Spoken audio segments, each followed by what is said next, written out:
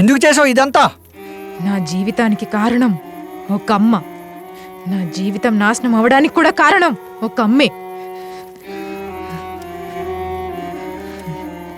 మా అమ్మ కూడా ఇలాంటి ఆడవాళ్లలో ఒక్కర్తి.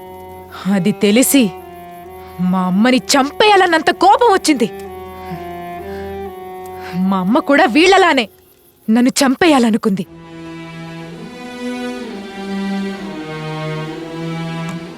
ఇప్పుడెలా ఉంది? ఎలా ఉంటే ఏంటి మేడం? నాకీ బిడ్డ వద్దు మేడం, తీసేయండి. అది తప్పమ్మా. బిడ్డను తీసేయడం నేరమమ్మా. తండ్రెవరో తెలియని ఈ బిడ్డ ఉంటే ఎంత, తీసేస్తే ఎంత మేడం? తీసేయండి మేడం. చూడమ్మా, నువ్వు చేస్తున్నది చాలా పెద్ద తప్పు.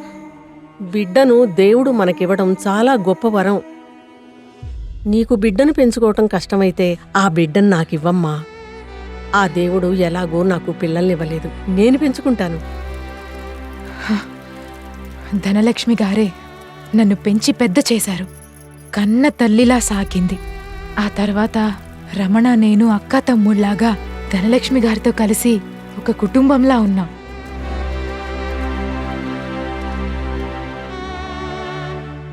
అలా మా జీవితం సాఫీగా సాగుతున్న సమయంలో ఆ ఉమాదేవి వచ్చింది. మా కలల్ని నాశనం చేసింది. అమ్మాయికి పాస్ట్లో అబార్షన్ జరిగింది.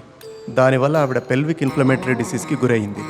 మా అమ్మ మీదున్న కసి, కోపం మొత్తం దాని మీద చూపించా.